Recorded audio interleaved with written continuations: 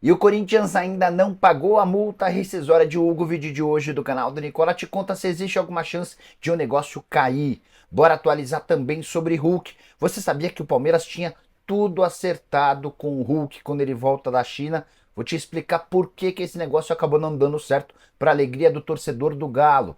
Preciso te atualizar também sobre Soteldo no São Paulo. Existe alguma possibilidade dessa história avançar? Para completar, risco de lesão importante num titular absoluto do Flamengo, De La Cruz. Falo também sobre as últimas do mercado, a folha salarial do River Plate, adversário do Atlético Mineiro na Libertadores da América. Tem também audiência da Globo, novidades sobre Cruzeiro, Botafogo, Fluminense, Vasco e muito mais.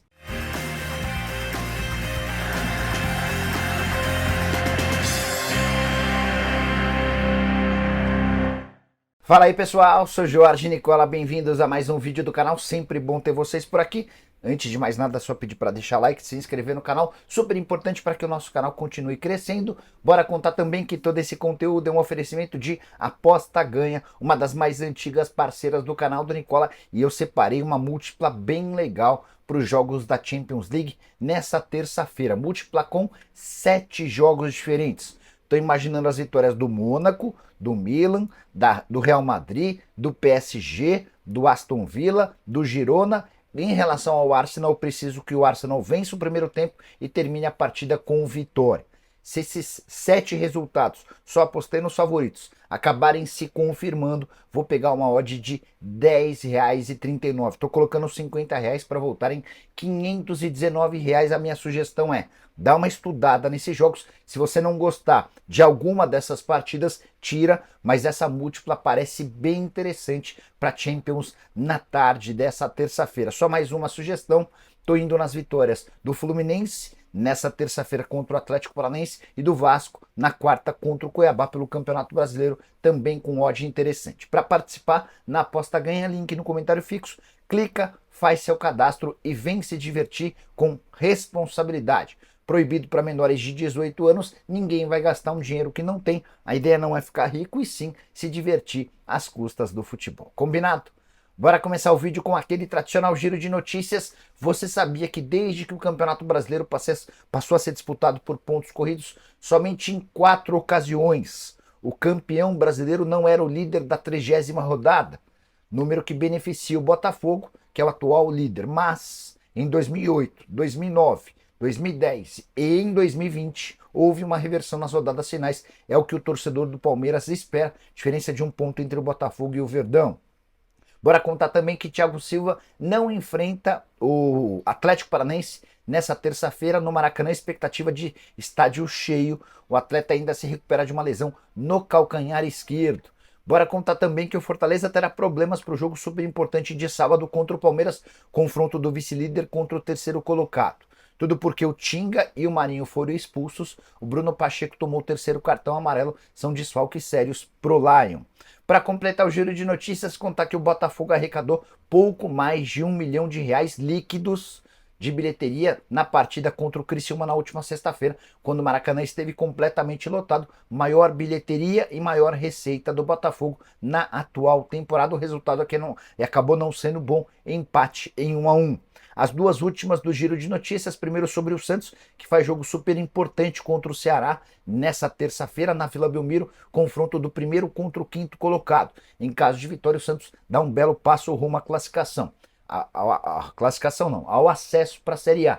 E há 2 desfalques importantes no Santos, o Sherman com uma contusão física e o Giuliano com um desconforto na panturrilha são baixas certas. A saideira do giro de notícias, a FIFA está pedindo 23 bilhões de reais para as emissoras de TV que quiserem transmitir o Super Mundial de Clubes que vai acontecer em 2025 nos Estados Unidos.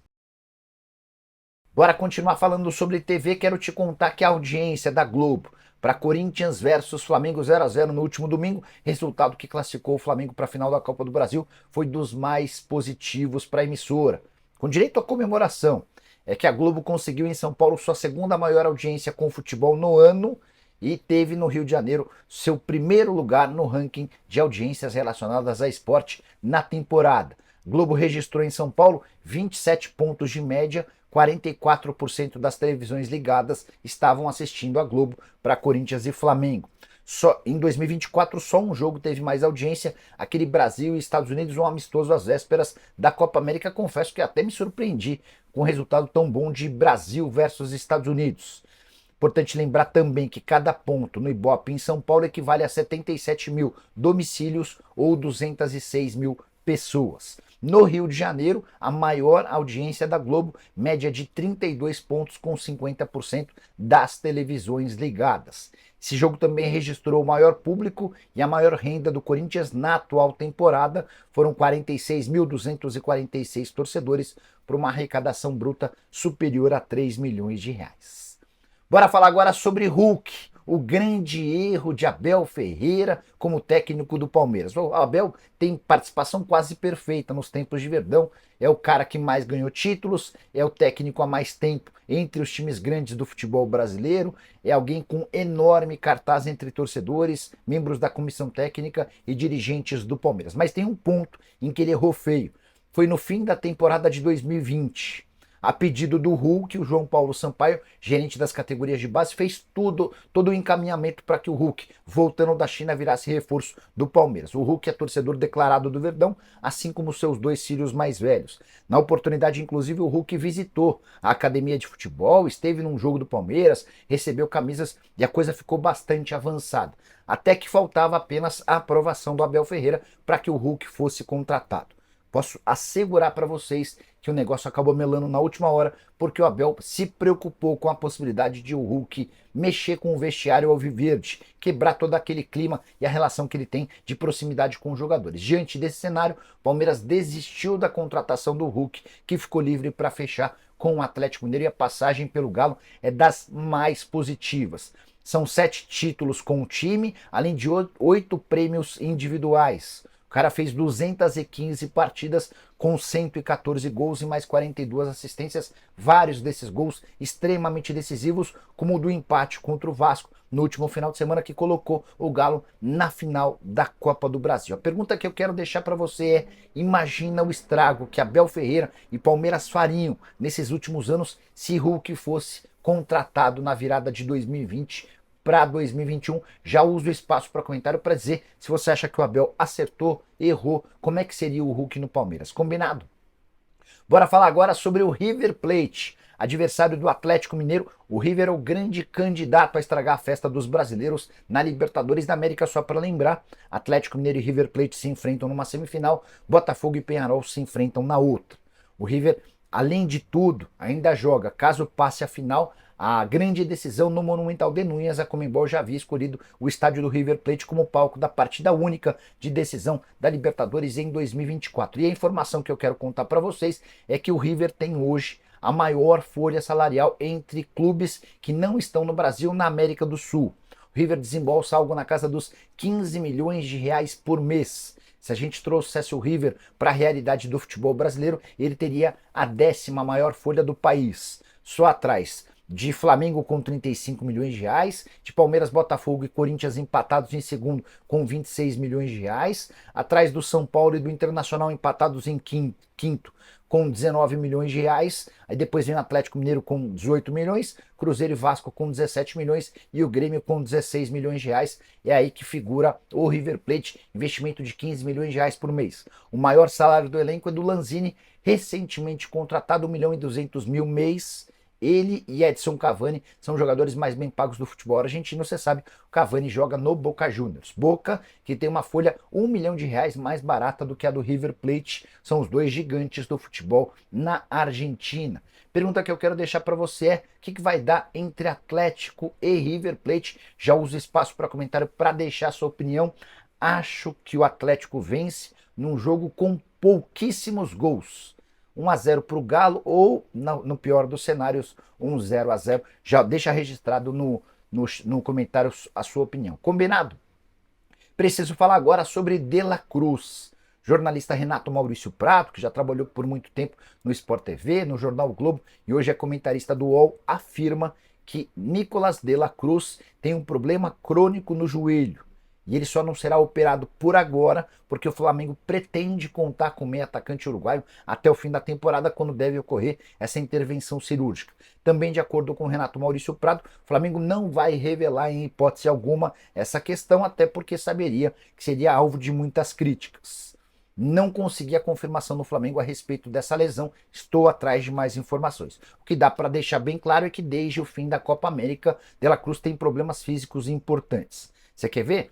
Nas datas FIFA de outubro, ele não joga o primeiro jogo do Uruguai e disputa apenas 45 minutos do segundo jogo.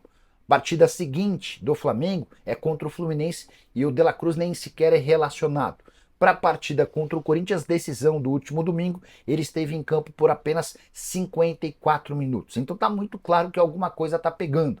Inclusive é legal contar que o De La Cruz desembarcou no Rio de Janeiro depois do jogo contra o Corinthians mancando e deve ser submetido a exames nessa terça-feira. Se comprovada qualquer necessidade de uma intervenção maior, o De La Cruz pode perder a final da Copa do Brasil. Jogos marcados para 3 e 10 de novembro contra o Galo. Nessa quinta-feira a CBF sorteia os mandos de campo. A gente vai conhecer quem que vai fazer a segunda partida decisiva da Copa do Brasil. Use o espaço para comentário para dizer o que você acha que está acontecendo com o uruguaio Nicolás de la Cruz. Hora de falar sobre o Cruzeiro, informação importante. Alexandre Matos precisará encontrar clube para Rafael Cabral. Atleta que pertence ao Cruzeiro está emprestado ao Grêmio até dezembro e o tricolor gaúcho já deixou bem claro que não tem a intenção de ficar com o Rafael Cabral. Como o vínculo dele só se encerra na Raposa em dezembro de 2025, ele está completamente fora dos planos da diretoria e da comissão técnica, vai caber ao Alexandre Matos e ao Juliano Bertolucci, que é seu representante, encontrar um clube para o atleta, que na passagem pelo Grêmio até agora não tem ido bem. Foram apenas 6 partidas disputadas, salário de R$300 mil. Ele havia sido contratado como uma das grandes referências naquele trabalho do Ronaldo Fenômeno, chegou a ser o maior salário do elenco, mas por conta de uma série de falhas, acabou pedindo para ser negociado e o Cruzeiro o emprestou para o Grêmio nessa temporada. Só para completar, em relação ao Rafael Cabral, a renovação de contrato automática aconteceu no ano passado. Mesmo ele nunca tendo conseguido ser uma unanimidade entre torcedores do Cruzeiro, essa renovação acabou sendo efetuada porque havia metas previstas para essa extensão. E é essa a realidade. O Cruzeiro vai tentar encontrar clubes para o Rafael Cabral. Jogaria no seu time do coração? O que você pensa a respeito do goleiro que pertence ao Cruzeiro, mas tem sido reserva do Marquezin lá no tricolor gaúcho? Bora te atualizar sobre o Corinthians, que ainda não pagou os R$500 mil de multa ao Flamengo por Hugo Souza. Isso não é um problema, pelo menos por agora. Quero te dar todos os prazos para que o Timão não corra o risco de perder um negócio que é relativamente barato. O Corinthians vai comprar o Hugo, se fizer todos os pagamentos, por R$7.300.000, valor que vai equivaler a 60% dos direitos econômicos. O Fla ficaria com 40% do valor de uma venda futura. E olha que nesses 7.300.000 já estou incluindo as 3 multas pelo fato de o Corinthians ter utilizado o Hugo Souza contra o Flamengo. A multa de R$500 mil do último domingo não foi paga ainda. Fiz a confirmação na manhã dessa terça-feira. O Corinthians alega que ainda tem bastante tempo para fazê-lo. O prazo para pagamento é de 10 dias depois da partida, mas se o Corinthians não fizer o pagamento durante esses 10 dias, o Flamengo notifica o Timão que ganha mais 5 dias, ou seja, o prazo para que o Corinthians efetue o pagamento dos R$500 mil sem risco de perder o jogador é de 6 de novembro. Estou até confirmando aqui, exatamente, 6 de novembro é a última data permitida para que o Corinthians confirme o pagamento dos R$500 mil e não perca a opção de compra. Essa opção de compra está definida em €800 mil, ou mais ou menos R$4.800.000, por 60% dos direitos econômicos. Havia um combinado entre as partes para a quitação desses R$4.800.000 de forma parcelada, em 4 vezes, com a primeira parcela vencendo em janeiro de 2025, e é aí que reside o outro problema. Para fazer esse pagamento parcelado, o Corinthians precisa apresentar um fiador, um garantidor, e a primeira empresa apresentada, a Brax, não teve a aprovação do Flamengo. Tudo porque, de acordo com o Flamengo, a Brax não cumpriu com o pagamento de uma das parcelas do Mateuzinho quando o Corinthians a atrasou nesse ano. Só para completar, como é que essa história termina? O Corinthians vai fazer certamente o pagamento de R$500 mil ao longo desses 15 dias. até por conta da relação desgastada com o Flamengo. Eu não duvido que o Corinthians adie esse pagamento e deixe para fazer a quitação mais perto do dia 6 de novembro. E aí, até 30 de novembro, quando se encerra a janela para compra desse jogador, combinado entre Flamengo e Corinthians, prevê que o Corinthians tem até 30 de novembro para exercer essa compra. Aí o Corinthians vai ter todo o mês de novembro para apresentar um novo fiador, ou então garantir os 4.800.000 reais de uma maneira à vista, para que o atleta seja em definitivo do timão. Se você, torcedor corintiano, está preocupado com essa história, acho que não há motivos. O tempo joga a favor do Corinthians e estamos falando também de cifras relativamente baixas para o futebol. Bora fechar o vídeo para te contar se Soteldo pode virar reforço do São Paulo. Vários torcedores do Tricolor alimentam essa possibilidade há bastante tempo. Márcio Espímpolo, meu companheiro de Cancelados, que é apresentador do programa na Transamérica, havia me perguntado nessa segunda-feira se Santos e São Paulo conversam para uma troca. O São Paulo ofereceria uma lista de atletas para que o Santos escolhesse numa troca com o Soteldo. O que eu fiz? Depois de que o Márcio Espímpolo fez essa pergunta, repassei a questão para uma fonte no São Paulo. E ela assegurou que não existe interesse do São Paulo pelo Soteldo, não pela bola. Todo mundo no São Paulo sabe que o Soteldo cairia bem, especialmente pela condição de drible, de velocidade. É um jogador em extinção no futebol brasileiro. Mas o São Paulo tem a informação de que o comportamento extracampo do Soteldo é dos piores. Cara pouco profissional, chega bastante atrasado, abusa na noite, briga contra o peso, e diante desse cenário o São Paulo decidiu por nem levar adiante qualquer possibilidade de negociação. Então, Soteldo no São Paulo descartado.